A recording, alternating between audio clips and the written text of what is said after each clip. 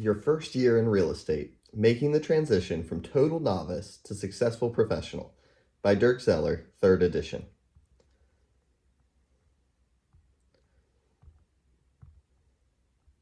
Introduction. The real estate field is one of the most exciting career choices you can consider. Millions of people have considered entering the real estate field, comparing themselves and their abilities to real estate agents they know. Family members and friends tell them, "You should sell real estate." They often view what realtors do as easy money. You may be thinking the same thing. Most people do about realtors. My first response to those thoughts is that what you perceive from the outside looking in may not be the whole truth about the profession. What many people deem to be as easy can often be truly difficult when viewed up close. According to the National Association of Realtors, the median income for all realtors is $47,174. The median income for brokers or broker associates is $72,280, according to the Bureau of Labor Statistics. This clearly shows that the more educated you are in real estate skills and techniques, the more income you make. Your goal should be to educate yourself regularly so you can increase your income.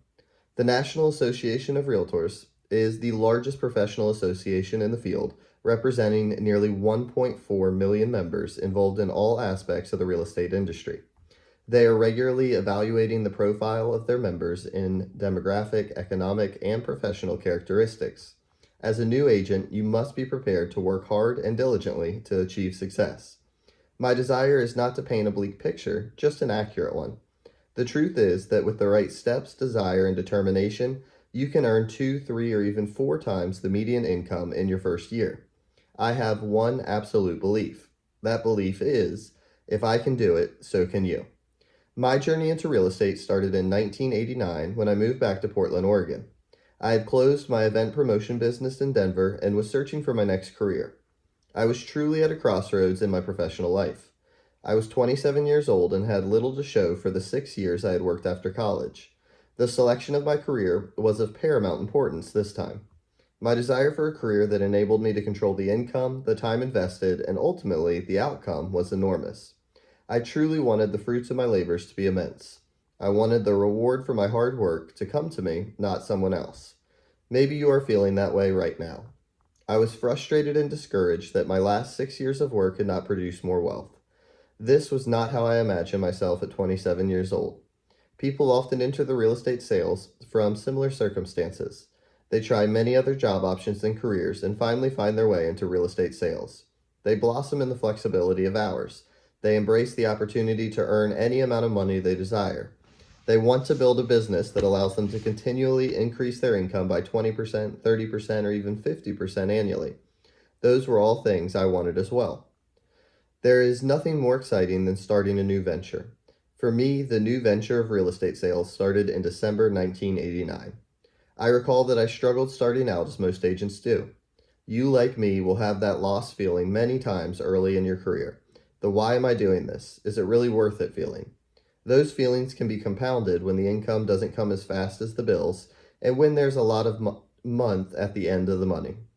One of the challenges in real estate is learning to budget your money. Especially early in one's career, there can be a long span of time between commission checks. You have to avoid the temptation to spend it all. To hold some of the money back in savings is a skill that needs to be learned. For many people, it will also be the first time they are responsible for their own taxes. For years, we work as an employee, and now we are entering the independent contractor world in real estate. We must learn to save a portion of each commission check to pay the taxes on the earnings.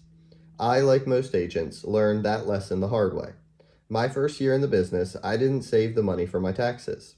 When tax time came around, I needed to sell a few houses just to pay the tax bill. Fortunately, I had to be taught that lesson only once. There are many agents who replay that song year after year after year. One of the principles I've learned in the last 36 years, since the start in December 1989, is this. Success comes to those who are willing to persist a little longer. When you have those feelings of frustration and discouragement in your career, you will have to choose to control them or they will eventually control you. In the end, we all have those feelings. It's the actions we take that matter most when we have those feelings. I had them all the time early in my career. I used them to fuel the fire of personal development. If I had not gotten hooked on the books and audiobooks that changed my life, I would not have had the career in real estate sales that I did. You obviously have the same desire that I had early in my career, or you would not be reading this book. The quest for personal expansion of knowledge and skill lasts a lifetime. We should never stop learning. I have a story I like to tell at speaking engagements. It's commencement day at a large university. Two students who are set to graduate later that day are walking through the commons, rather excited about the day's activities. One student says to the others, "I'm so excited to graduate today. I'm so tired of studying and reading that I won't read another book for as long as I live." They both agree and laugh and keep walking. What they don't know is the president of the university is walking behind them and hears this exchange between the graduating seniors. The university president is disappointed that these two graduates didn't learn the value of an education while at his institution.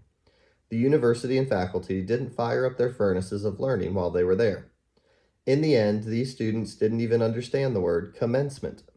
They were going through a commencement exercise later in the day without the true knowledge of what it was about. The word commencement comes from the beginning. They were at the beginning of their educational lives, not the end. They were at the point when the studying in the books they read from that point forward would have the biggest impact on how their lives turned out. Yet they missed one of the key elements of the university experience, which is to acquire the desire to be a lifelong learner. My friend Jim Rohn describes it best. Your formal education will make you a living. Your personal education will make you a fortune. Jim is a brilliant man and absolutely right. Once I learned and applied this philosophy of Jim's, my life was transformed. At the time I entered real estate sales in 1989, I didn't need all 5 fingers of one hand to count the number of books I had read in the 6 years since I'd left William and Mott University without graduating. Nor did I need those 5 fingers to count the number of seminars that I had attended. And sadly, I could also count on one hand what I had in my savings account and checking account, combined. I was to find out later there was a direct correlation between all those numbers. Since that point, I cannot count the number of books I have read or the number of seminars I have attended. I don't know how many tapes and CD series I own or how many times I have listened to each one. Obviously, in today's technology world, it's much easier to listen to and learn from digital downloads, podcasts, and YouTube videos on all sorts of subjects than back when I started. My income and savings have dramatically increased as well. I do not say this to brag, but to encourage. I truly believe if I can achieve what I have achieved, you can too. God gave us all tremendous gifts. Our job is learning to apply and utilize them to expand the influence and wealth of our families, our communities, and the world.